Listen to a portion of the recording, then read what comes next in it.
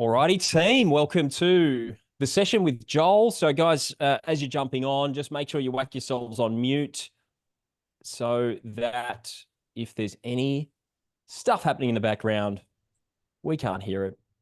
And Joel is free to share his wisdom and his lessons. So, Joel, good to see you, mate. You too, mate. Thanks for having me. Yeah, mate, you are very welcome. How is it in Port Stephens today? Yeah, the sun's shining. Yeah, it's beautiful, but it's pretty fresh outside, so happy to be working inside. Yeah, it's chilly, mate. This is where the Gold Coast really comes to life. We have a beautiful 22 degrees this morning. It was chilly early, but you take your jumper out, and What are you're you like, stressing? why did I bother wearing this thing? Yeah, My first yeah. Zoom call, mate. Got a soft spot for Goldie. Yeah, Yeah, mate. yeah, Well, listen, we've had a few more people hop on, so welcome to everyone who's on the call. Hope you are well. We're about to dive in and discuss Joel's rapid rise in this space. And I'll kick things off with just really the backstory. So Joel and I actually met, man, when was it? Was that in 2014, 15, yeah, 2014? Yeah, so we were connected in 2014. I had a fitness company. We used to consult and contract to Anytime Fitness gyms.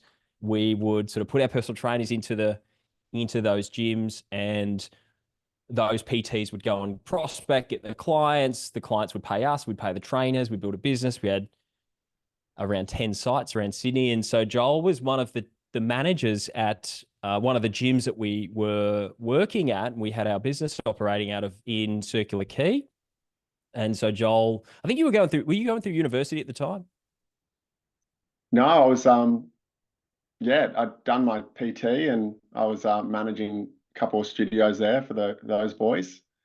That's Um, right, you were, mate. And then yeah, and so, mate, the big sort of thing was like really good at selling memberships. One of the top membership sales guys in the network. yeah, And I remember one day, and I had my top trainer, I had my top personal trainer was working at the gym, and he was number one, and he was just dominating, crushing, and then one day he sort of lets me know we've uh I'm starting a business. I'm starting an F45. yeah. And I was devastated because it's my number one guy, Mm, and then I'm going into business with Joel, and and there was another guy who was working there at the time that went into the business. So, man, I was like, we had words. I was like really frustrated, and yeah, and so lo and behold, and I was like, fuck these guys. And but I quickly got yeah. over it, and then quickly watch your business rise to becoming the number one franchise network globally for F45. So you guys started the F45 gym across the road in Circular Quay, and then you proceeded to build the largest chain of F45 gyms at the peak of the F45 boom, where it was all happening globally. So you were the most successful franchise group globally. And so I watched from afar. I was very impressed with everything that you guys had achieved. And man, then we got connected again sort of late last year when you were sort of dipping your toes into the remote space. So mate, that it's been a journey, hey. Yeah, yeah, man, it's been a whirlwind. So it was, yeah, full circle, you know, seeing those emails back and forth last year. For So sure. yeah, For mate, sure. I guess yeah, my sales journey kind of started, tying shoelaces for people. Um, I'd managed an athlete's foot shop before getting into the gym space. Can you hear me okay as well? Yeah, that coming through loud and clear. Yeah, cool. So yeah, started from the ground up. And yeah, just really harnessed like that customer service and found I could yeah, kind of navigate people pretty well. So yeah, got into the gym space. It yeah paid a lot better than retail. So I was loving life. And then yeah, we just got quite hungry for the next thing. next challenge, and yeah, saw this F45 business pop up, and yeah, You stole my number one trainer. yeah, so that's it. Learned the Unbelievable. first lesson. You don't make everyone happy if you want to That's true. move ahead. But I'm glad we can be podcasting together today. Me too, mate. Me too. Me too. Yeah. And um, look, it was funny. It was funny. I was so busy building a business that was. I'm still salty, Shani. Yes, that's true. Deep down, I'm still salty, but no. I need to give you a In hug. reality, I was so busy building this business that really the business model was so broken. Had a broken business model, and you can get so busy, you can get too busy to make money. Is something I've thought of a number of times when I was so busy with this working, 15-hour days in this business that was sort of, and it was eating me up because it was such a broken business model. It was so hard to run. Mm. You didn't see I didn't see the forest through the trees. Like you were able to spot the opportunity, run with it, and mate, you're ultra successful. And so where we got to was around November, I think last year. We sort of connected, and I was looking for a closer. I was running a team. I was looking for someone to come on. I was really looking for someone who'd had a lot of runs on the board, someone who's experienced, someone who could slot in to the role. Because at the time I was very busy, I didn't have a lot of time to train. So I was like, man, I need someone who could just slot into this role and just hit the ground running and go with it. But then Joel comes along, we had a chat, we connected. I was like, man, I really think I need someone who's experienced. But Joel was so freaking hungry, so motivated to make cash, and so driven. And then we also, of course, we had that connection. I was like, screw it, let's get you on, let's get you started. And then just over 6 months later, last month, you cracked, and I thought it was a 40K month, but before the call, you let me know it was a $45,000 commission month last month in June, and you topped the leaderboard. Yeah, yeah, that's it. From F45 So, mate, to 45K. From F45, so this is what we should have we should have called the session today. From F45 to 45K in commission, the story. So man, yeah, we've got a lot of guys on the call today. So thanks again for jumping on, everyone. And if you guys have questions, if you want anything you want to know from Joel along the way, just throw it in the chat. Let us know, because we're here to sort of answer your questions and give you insights into the journey. I really wanted to unpack, like, warts and all. What does it take to have or to earn earn 45 grand on an offer? And it's not all sort of sunshine and tea and biscuits and walks on the beach and laptop lifestyle either, is it, mate? No, yeah, especially kind of jumping into it 6 months ago. Like, sure, I'd done, plenty of gym sales and upskilling, managers, but it was a whole new beast, jumping behind a phone for up to an hour. Yeah, my brain was fried, and I definitely didn't have my processes down packed. But yeah, I just got like super curious, to get to the bottom of this and crack the code. So yeah, I think my first month I'd done about 20K. So definitely wasn't polished, but I think, yeah, I think there's a couple of like essentials that if you have them throughout the core, like that's what really carries you and bridges the gap. So even still, like, every day I'm jumping on calls, and you have your on and off days, but yeah, I'm always kind of self-assessing myself and finding little nuances that I can get sharper in. So You I can think find upside yeah, in your performance.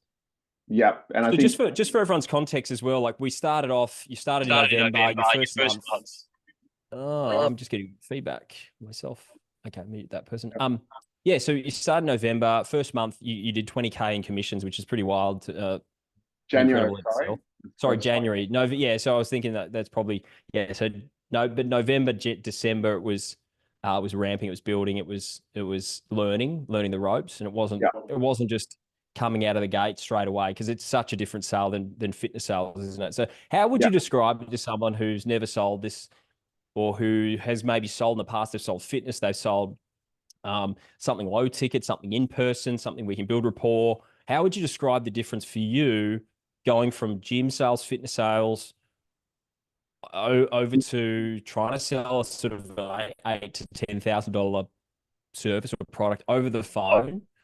Because this sort of sale, you weren't on Zoom either, so you're on the phone. How Yeah. would you describe that? What was the stark contrast for you? Yeah. So you're going from like this gym, sale, which is more transactional, but more spread out in that, they come and have an experience, and there's those touch points are really essential, but they're short and sharp. Like, we had something even that we would call the 60-second loop, where, just in 60 seconds you could get from the client before they run out the door and before you need to coach the next session, what they're looking to achieve, and what they enjoy most about the workout. So it was very, compact, where, on the flip side now, it's like just really sitting back, providing the space for them, and yeah, like digging really deep, through the pain and the desire, and really, like, it's a work of art, right? To pull that off. So yeah, switching the mindset to be incredibly patient and incredibly present in the moment, so that you can, yeah, like have no stone unturned, approach, where you can really get to the bottom of what this person is looking for. For sure, for sure. And I think in the early days, I remember listening to your first call that you did. And I was impressed. I was impressed because you went hard. Yeah. You went after them, but getting resistance at the end on over the phone, I felt like that was something that you needed to work on, was maybe Mm, building the authority, and sort of coming yeah. from a gym sale where it is more customer service. It is much more sort of rapport based. It's relationship. You're in Mm, person. You can rely on your relationship. They've gone through. They've often, there's a free trial, so they've experienced the product. They're on a high. Like, you can sell them at the end of that session, and there's all the endorphins, and so there's a lot of that going for you. But when you get someone on a call, you're going to take them. In this environment, you're selling something which is high priced. You're on the mm, phone. We have to take them on the emotional journey, because people will buy an emotion they'll justify with logic. yeah. And so how do we induce a buying state by the end of that call, so that they feel confident enough in that this is the right solution to their problem, confident that you're the Mm, right person to work with, and also confident within themselves that they're able to achieve the outcome that, that this all comes through. Like you say, it's a master, it's a work of art, or it is art. So yeah. because it is, you got to adapt. The science is the questions, but the art is the actual Mm, interpersonal skills that you build. And so, man, yeah. what were some of the things? What are some of the skills that you sort of had to develop to then start to really dominate? Because you were dominating the last couple of months, you've been Mm, crushing it. So, what's really focus? What's been your focus? Yeah, I think you just referenced to authority. I think that was a big one. I was kind of like down here at first, like just trying to, weasel my way through the calls. But then I think I'd heard one of my calls, and I was just like, oh, I sound weak, and so I just got myself engrossed in, the belief, that this product that I'm selling is literally life changing, and I stand here as a coach with authority that, we are helping, hundreds of people, make these radical changes. So then you kind of sit back, and I'm not trying to bulldoze people through the core with the right, questions, the magic questions, but I have that tension, that push and pull, um, where, I create an environment where they decide, that this is the right path for them, right? For sure, for sure, and it's delicate, isn't it, Mm, to process? Very different to gym sales and fitness sales. Man, fitness sales, it used to be, I'd sit there in person with the prospect across the, I just take him through a session. I had been able to go and get a bit of a sweat on. I've been able to sort mm, of give them some form technique. I was able to kind of if they were confident in their ability, I was able to bring them down a little bit through kind of, instructing them on how to do some of these exercises differently, like the deadlift. If someone felt really confident, I'd put them on some sort of like pretty complex exercise, a bit of a workout. I'd work them a bit harder, sort of Yeah. show them the gap between where they think they are versus where they need to be. Yeah. And For sure. and you can do that a lot easier on the gym floor. And you can also do things like, so where do you sort of carry the weight that you want to get rid of and get them to really tangibly feel like, okay, it's on my stomach. Cool. Which Mm. part of your stomach do you mind like, and so much more tangible, but it is that pain. If we can dig into the pain, Yeah. but also help them feel confident enough to, that this is the right solution for them. We move Yeah. them to that place of action. Yeah. And you've got that trust, right? In a face-to-face environment. They've just done a session. So yeah, it's a very different beast, to build It's that a trust. different kettle of fish. And guys, if you have questions, shoot them in the chat. So let us hear what your questions are. If you've got something that you want to ask Joel, whether it be daily routines, whether it be best part that he loves about it, worst part, things that he hates about it.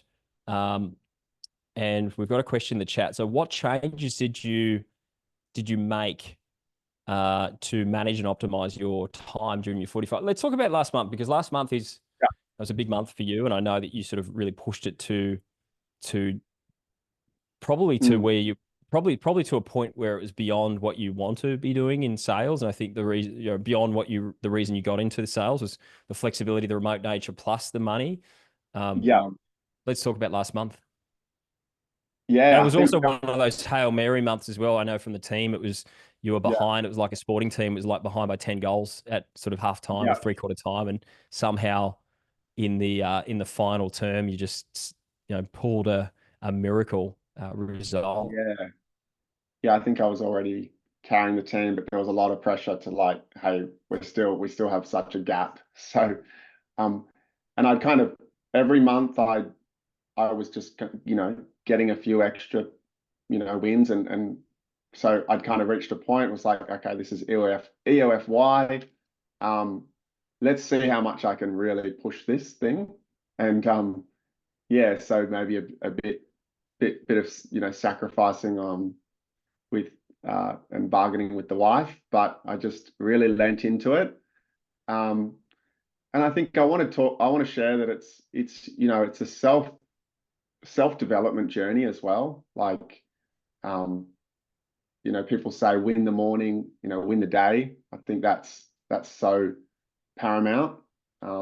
And yeah, it's also win the day, win the game, right? And being incredibly present in what you have like ahead of you, and giving yourself, yeah, like you are your greatest leader, right? So um, I'm leading people to a place on the core, but that first comes from a place of leadership internally, where I've leveled my standards up to a place, and then I'm really inviting people into that, to share in that energy almost. So I think that's something big that I'd really nailed, and I'd kept the pace very consistently on a daily basis throughout that month to, yeah, really pull what I was able to pull off. What were your stats in the end? So do you know how many calls you took? How many sales? What was the average order value? Yeah, average order value was a bit over 10K. Yep. Yeah, there was about 38, 38 people that I brought in. 38 deals. Yeah. Yeah. Um, 38 deals, which is it's a little bit over 380K if you're averaging that out. Look at my maths go. yeah, very I've been good. accused of having poor maths. It's no one can accuse Yeah, that did now. any, How many I think calls did you you take? other, How many total calls did you have? oh, I'd have to pull it up. I think it was,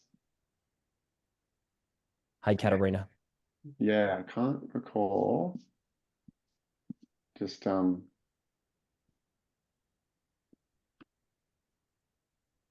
38, you would have you would have had to hit somewhere in the vicinity of 100 calls. yeah, more so probably. Maybe 100, 150. Yeah. 150, right? All right, so approx 120 to 150 calls, I'd imagine your sort of conversion rate was around 35%-ish, Yeah. 35, 40%. So let's say sort of 120. Yeah. And so he's selling property education, Nick, and it's a 10K product. It's related to property, and it's about sort of starting your own business in that space. And yeah, it's a good offer, great offer. So that's a big part of it. Having a good offer Yeah. is really key. And I think that's what I've learned, like even from F45, like what brought our success was the brand, right? The brand positioning and how strong it was. You know, we had people that, you know, anyone could sell them a membership at that point, because the buzz was there. And then we experienced Sorry. the lows as well, you know, where that gets tarnished a little bit, and you then have to really look at your processes so that you know, you don't have any cracks in your system. That's really interesting, because we always talk about like getting on an offer that people want to buy. So as a salesperson, we want to, you know, you could be the best athlete in the world, but if you're riding a unicycle, you won't win the Tour de France. And if you're the best salesperson in the world, if you're selling something that's like a one-legged, you know, or a one-legged stool, it's not going to work. You know, it's going to be very hard to sell. Yeah. And so F45 used to be like the cool thing that everyone wanted to do, and it was so easy. The brand, like, you were going with the flow, like swimming with the current, and then things changed, and I'm sure that was difficult to work through. Yeah, for sure. Yeah, a big test. You know, it then became more about like our unique community and our people that people were buying into. So yeah, I think and the product that I have now, like it's in high demand, and it's really solving a big problem for people that they're looking for a side income, they're looking for a way out of their job. So the problem is very apparent, and the solution that we're playing with is working for heaps and heaps of people. So that credibility is really strong, which is good as well. But you still need to sell. Like, it's not order taking. You're not getting on there. People aren't ready with their credit cards out. Like, most people are coming to your call with their credit cards firmly in their wallets, or maybe in a different room. And you know, most people, not many people attend these calls wanting to buy. That most people are looking for information. They're looking to understand sort of how things operate, and then they want to, obviously, you know, they want to feel safe to make a decision. And safety in their mind feels like making a decision in their own time. But often what can happen is, as we know, we've got the delay, or the law of diminishing intent. So we miss opportunities often because we just don't take action at the time where we've been given the opportunity, when we've got the highest amount of intent. We miss opportunities, and our prospects miss opportunities as well. And we can see that, we know that. Yeah. And you're not doing your job if you're not authentically giving someone an opportunity to take action if it's in their best interests, because we know often the opportunity passes them by, things move on, moves on, carries on, they forget about it, and the problems remain. And so it's a skill to kind of get people inspired, motivated in the buying state to be able to take action when they didn't really think that they were going to do that. Yeah. You don't get 38. You don't get 38 deals. There's not 38 people rocking up out of 120. There's not 38 people rocking up out of 120 who came to sort of go, "Hey man, here's my card. I'm ready to go." Like, that's there's a lot of work involved in that. Yeah. And there's a question in here as well. Like, what does it look like from Saki? Good to see you here, Saki. A snapshot of your daily schedule during that 45K month, which really, you said there was a bit of bargaining with the wife. So it wasn't sort of 9 to 5. Yeah, for sure. I opened my calendar up nearly Monday to Friday. I think Friday I finish a little bit earlier. I try and jump into a weekend. But yeah, it was like 8 a.m. to 8 p.m. in terms of my calendar being open. But then there's maybe like, 7, 8 calls that, that I actually am going to attend to. There's cancellations and no-shows. But yeah, in this game, if you have the calendar space open, obviously you're going to have more opportunity and be in front of the computer to, chase down those follow-ups as well. So that's what it really looks So like. you, from 8 o'clock, you'd go into your office where you are now, you'd close the door, Yeah, and you just get to work. yeah, that's it. And yeah, be around for 10 hours. I've got 3 kiddies, so yeah, if there's a cancellation, it's going having a wrestle with them, or the beach is around the corner. Yeah, just a quick 5-minute ice bath over there, and then back into it. So that's How really did you my manage state? I mean, because those sorts of months, especially towards the end, you've got that sort of last week of the month push, especially last week of the month in the yeah. last week at the end of the financial year. In a month where you're behind on target as a team, and so everyone's pushing you to kind of get to a level. You're leading the leaderboard. You're carrying the team. So Yeah. what do you do? How did you manage your state? Yeah, like I've got to get out of the house in the morning. So I'm in the gym. Fortunate I've got a sauna in my garage. So if I don't get that routine in, like I'll get a few hours in and I'll just feel foggy. So yeah, that like I said, like just winning the morning, having a decent breakfast, coffee, and jumping into it, that routine is really essential. And yeah, like while you're having your me time, just like whether it's listening to stuff or music, and giving, really that self-love, I think is important. Um, because that's what you're preaching on these calls, right? You're preaching to them that, they really need to put themselves first and consider how great this opportunity could really look if they apply themselves.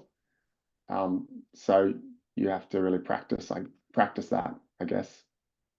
You got to practice what you preach. I heard someone say today that for a buyer to feel safe on a sales call, which buyers need to feel safe for them to open up, for them to feel comfortable to share, and then ultimately to make a decision. They can't feel under threat of being closed, put in a headlock, and their credit card wrestled out of their wallet. They have to feel safe, but for a buyer to feel safe, we've got to feel safe as well. You have to feel safe. You feel safe, Mm, secure. You're going to present that to the buyer, and it helps them yeah. feel safe. And anything we want from the buyer, confidence, certainty, it's trust in us. We got to trust ourselves. We've got to trust the product. They want to, if we want them to trust the product, they've got to trust we've got to trust the product. We've got to really believe in the product as well. Yeah. And I think, if we're going to speak something, if we want to inspire that person to put themselves first, to take a chance on themselves, to back themselves by Mm, making an investment and making a significant financial investment in their future, in their, achieving the goals that they've got, we've got yeah. to also make sure that we're putting ourselves first, and also investing in ourselves when we need it. Yeah. Just in having a high level of integrity. Mate, we've got a couple of other questions here. So, Ethan, thanks for your question. Wanted to say congrats on a huge month. What was the biggest and most common objection, and how do you overcome these?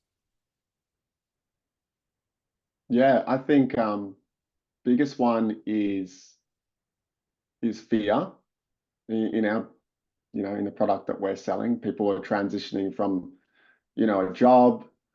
Um, and I think the brain like is wired, right, to, keep safe, keep comfortable. And it hates unpredictability, right? People just, are doing the same old thing. They're expecting a different result, good on them, but that's just, it's not the case. So a lot of the time, like I get in these conversations with people where I'm like a life coach, I'm just kind of speaking the truth and bringing it out that, everything we've just discussed, like, don't you feel like something, needs to change. So I think, yeah, like riding through that fear, acknowledging that is probably the biggest one I find I get in a little conversation with.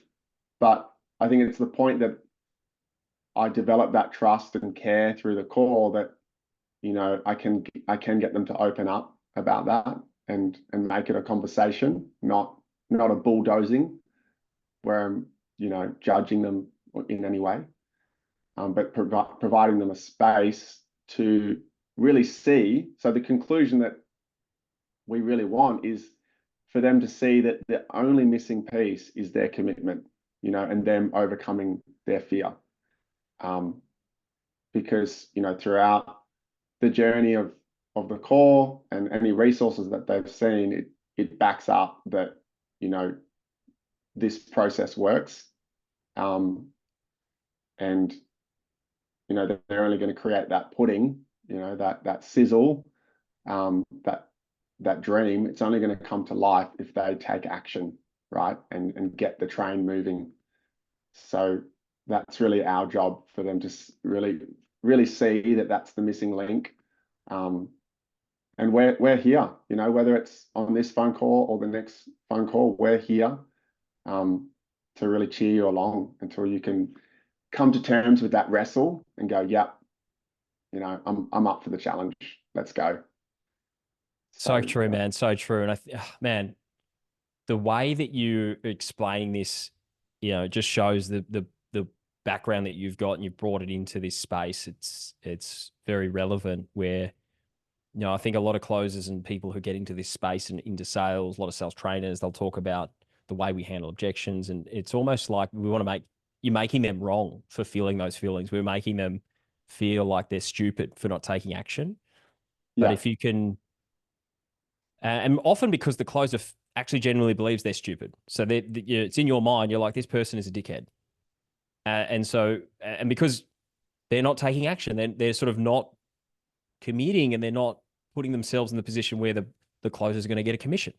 Or the closer might not respect their behavior, because maybe they feel like they're, procrastinating, or, displaying old patterns that have kept them stuck, and they get frustrated that they're not sort of moving forward. But if you think that someone is that way, then naturally that comes through in your communication. And so flipping that and going, what do I appreciate about this person? Even though they're showing signs of fear, which is totally natural, it's totally normal. How can I show appreciation? What do I like about this person? And then how can I support them to move through this? I think is a much more powerful frame to carry on a call. Yeah, for sure.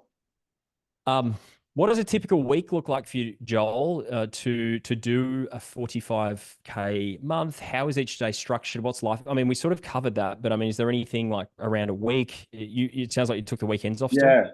Didn't work weekends? I did a few hours on Saturdays, but that's it. And then it was just, those 10-hour open calendar days, kind of Monday to Friday.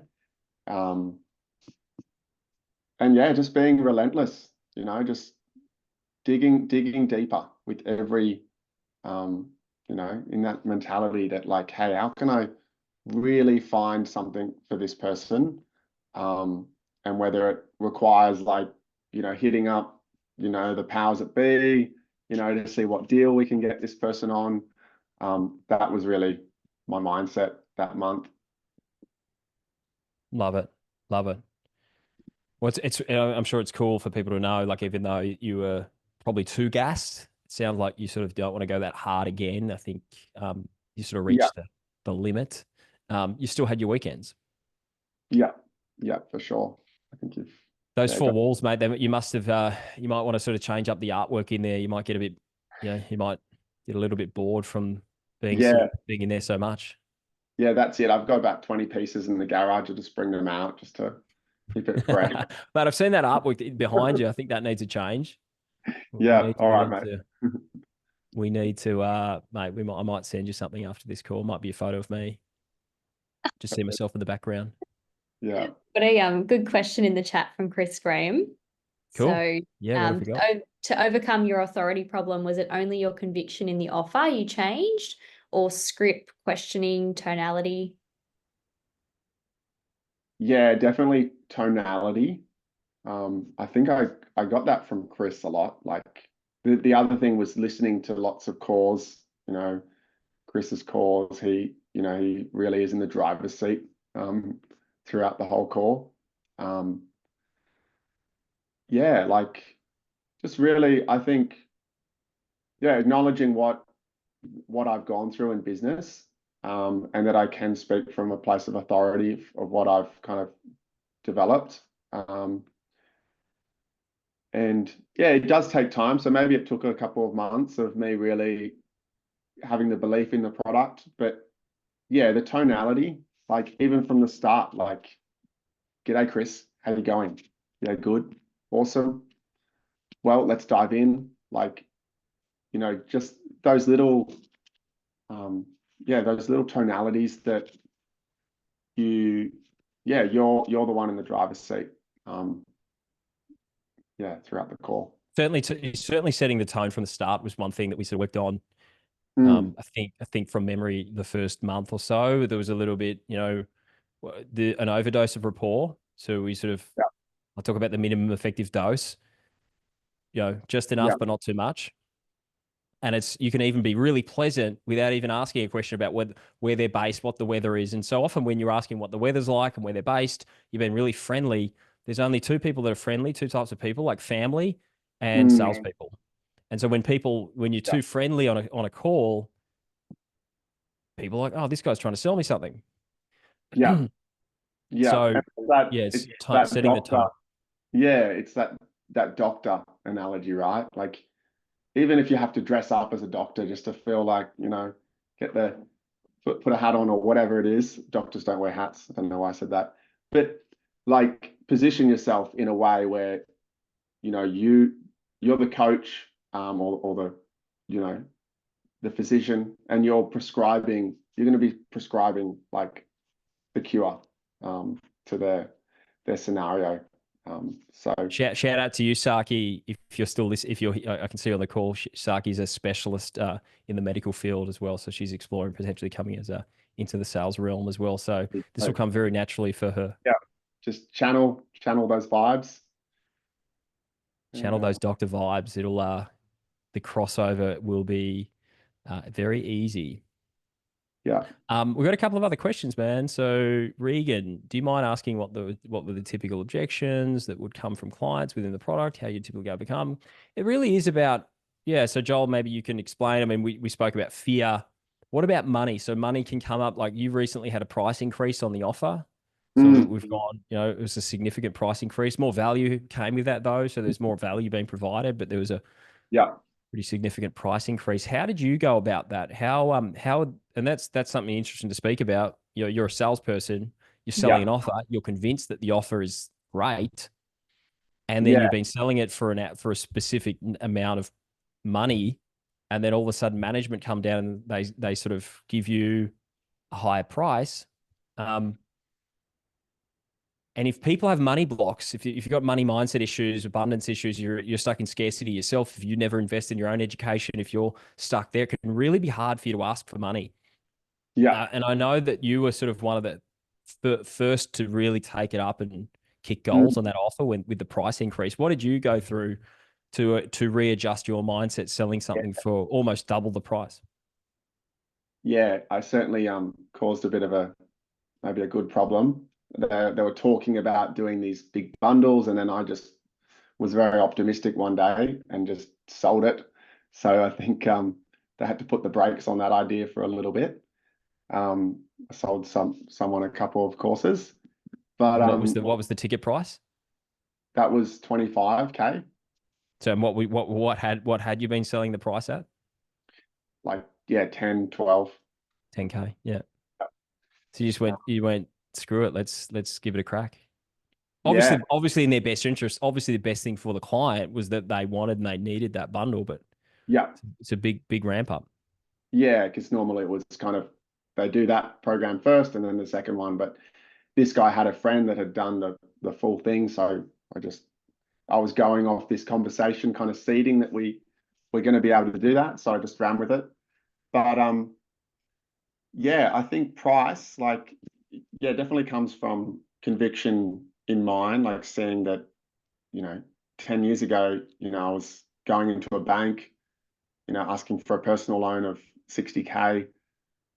I think I had to tell them I was, building a granny flat or buying a boat or something like that to get it across. But, going in this, incredible amount of debt and moving back in with the parents and making such sacrifices that I know that, like, anything great requires that short-term pain for long-term gain.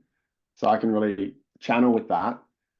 And when people get hung up on the price, like, sometimes I flip it as well. It's like, hey, look, like, yes, this is going to cost you, X dollars, but what we need to be certain on first is it's going to cost you your time. It's going to cost you your headspace, over the next few months. Like, are you 100% that you can really, dedicate, and kind of make it more on that, and then come back to the price and go, okay, well, if you can pay 12K to maybe save you 12 months from, shooting in the dark, trying to figure it out yourself, wouldn't you, invest in that and value that knowledge so that you can, begin to do, 20K months a whole lot sooner.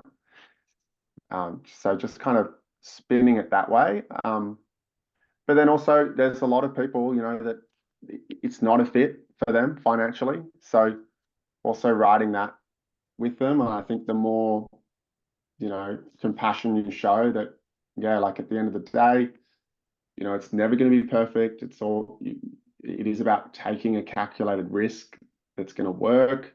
But yeah, and then kind of showing that level of understanding can then bring out, if there is something possible for them to pull the trigger in any creative way. Love it. Love it. Yeah. So it's all about serving. It's all about serving them and helping them. I think that's really what the big, and I'm sure people are picking that up. Your intention is to help others, and you're not worried about asking for money because you understand investing in yourself is the single most important thing that you've done in your life. Yeah. And taking a risk and backing yourself is the only way to really succeed, and the only way to get what people really want.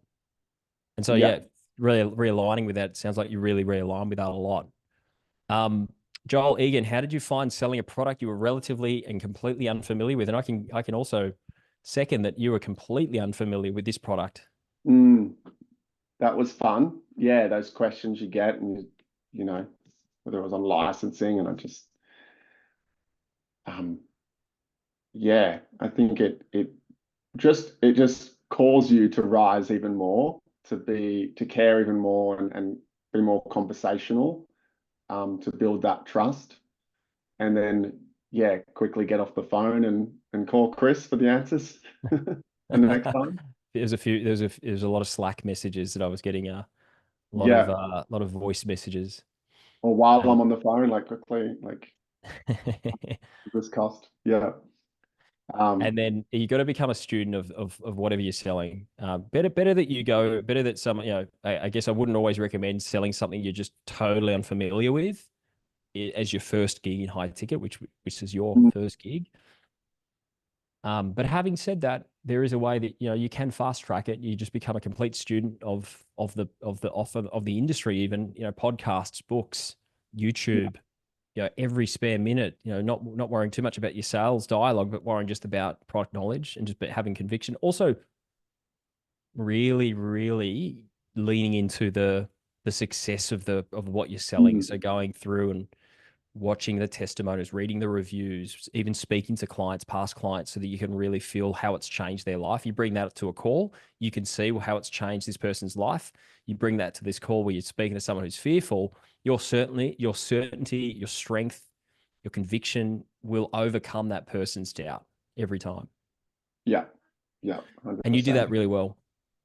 How did you find this opportunity in the product? How long is each call? So yeah, it was a networking thing. So Joel, Param, for your info, Joel and I had known each other for a long time, and so Joel just reached out to me direct. And again, I think all the best opportunities, most of the best opportunities, come from network and building your network in this space. It's an incredibly small, but well, there's a lot of opportunity, but it's also a small space, and so building your network and working on that and just connecting with people is very, very important to get opportunities, to be given those opportunities. I would guess over 70% of all roles are filled through network and never make it to platform. And I've read that it's around that 60%, but I think it's higher. Saki asked, how do you work on your own personal development to have the best mindset to be the life coach for potential clients and get them across the line? Yeah, I think personally, like from a young age, I was very passionate about like finding the meaning of life, even so much like I went and studied Christian ministry, when I got out of school. And just, yeah, I think just knowing that like 100% of our calls, our conversations are with people, like me and you, who want to be acknowledged, heard, understood. They have great challenges and problems. So it's so important that you can be really authentic about where you're at. And I think I heard the quote, whoever cares the most wins in the phone call. And often we're getting on with people who have these problems, but you can actually bring more care and kindness and attention to those than they are at that point in time. And that's when you can really take them on a journey to, sell them the vacation or whatever. Sell them the transformation, sell them the destination. I think what you say is whoever cares there's a quote around whoever cares the least most, but it's really whoever cares the least about the outcome is in control. But as a salesperson, you can't want the sale more than they want the outcome. But then as a salesperson, you really have to be focused ruthlessly on the problem and solving and helping them solve the problem, diagnosing the problem, accurately diagnosing the problem, finding out the impacts of the problem, really like looking at it, examining it, like wearing that, getting your lab coat on, as Saki would say here, no lab coats, but get your lab coat on, examine the problem. So find the problem, dive deep into it, understand it. What are the implications of this problem? How severe is it? What are the ramifications if nothing shifts? Man, what's at stake here? What is at stake if nothing shifts? Yeah. And then just getting really, really attached to solving that problem, regardless of the outcome, or helping them, really just helping the person. Yeah, for sure. And kind of back to your question as well, because I probably didn't fully answer it, but like, yeah, I'm a big believer in like every area of your life, like you need to give that energy and attention to, winning in, right? Like it doesn't work where you've just got one area where you're winning and the others are in compromise. Like it will just, it will begin to flood into the other areas of your life. So, kind of just being aware and making the, shifts and changes there that, to rise above, it's just going to feed into your success. And whatever it is, like I think being present as well is a big indicator. If you've got stuff going on in your world where you're compromising, you're not going to be able to give that, client the full service in that moment. Something there will be jeopardized. So it's like the saying, sales is a mirror. Stuff will reflect back if you haven't really considered the bigger picture. If you haven't resolved it within yourself, you're going to see it on a sales call. If you're Yeah. feeling resistance in your life, you're going to get resistance. If you've got blocks around money, commitment, Relationships. if you're non-committal in things, you Yeah. tend to get that from other people as well. Like you'll attract people who are non-committal. That's a really, yeah, it's a reminder. Hey, the mirror, business is a mirror, Mm. sales is a mirror. So we've got a question here. Wesley Dunn, I'm thinking about coming across from travel sales background. How do you best determine the right offer or product for someone to start selling from the get-go? I mean, travel sales, I've coached actually a travel agency. They did marathon travel that you would pay them to go do the New York Marathon, and they would sort of get the trip up and organize the trip. And they had a little call center. So it is Yeah. relatively high ticket selling. There's a few thousand. But I mean, do you have any thoughts on that, mate? Yeah, I think I mean, I'm not sure how picky and choosy you can be. I think not being too hung up on like where you're necessarily going to start in this journey, just being a believer in the process. I think tying shoelaces for people, like I learned some of the best, sales foundations right there, for me, and I didn't know where it was taking me. But yeah, just kind of utilizing and being the best that you can at your capability in that company or that position that you're in, um, naturally is going to serve you the right opportunity, for you to then jump on. So if you get what I'm saying, does that make sense, Chris? I get it, man. I definitely get it. I get it. There's also bit of a shameless shout out. We've got a training program called Launch, which specifically helps you with this stuff. Also, Saki, how do you build your network as a newbie? You just have to start. You just have to start researching companies. We've got a lot of training in our program, the Launch program, the Remote Sales Institute, which teaches you this, which teaches you the specific steps you need to take to build your network, and to start kind of putting yourself out there. And also, not just about having a network, it's also about making sure that you're putting your best foot forward. Your application stands out. Shani's right. We've got a recruiting company. We get thousands of applications from people for these roles. Like, so Joel was able to come straight to the source into my inbox. Joel Egan, man, long time. And then it was a way where, if I had to put that role online, I would have had 1,800 plus applicants potentially. As a hiring manager, I'm looking through those applications. I'm seeing, I'm seeing mostly that people that haven't read the ad, that haven't followed the process. I'm not even looking at their application. I'm just completely binning it. And then I'm so busy, I'm only going to look at the ones that stand out. I'm not looking through all of them. I'm only looking at the ones that stand out because I'm very busy and hiring is not my highest priority, or it is. It should be, but it's unfortunately, as a manager, you've got so many other things you need to do. So hiring kind of is one of those things you're doing in your white space time. You're looking through, you're scanning, you're seeing something that stands out, you look at it. And then that often is you're looking at 3 applications out of 800 and, making a hire. LinkedIn says 87% of roles in sales are filled off platform. So they're not filled through Seek or Indeed, they're filled off platform. And I would say it's very, that sounds super accurate, especially in this space, especially in the high ticket sort of space. All righty, I'm just looking through. We're sort of coming up to time, team. So thanks again for your questions, guys, mate. One sort of final thing, like what advice do you have, dude, for people who want to enter the space, who want to get onto an offer, who want to sort of do who want to follow in your footsteps, even half of what you've achieved, where in sort of 6 months they're at 20 grand a month. What advice would you offer someone Yeah. entering? Yeah, I think just approach it with mega curiosity, right?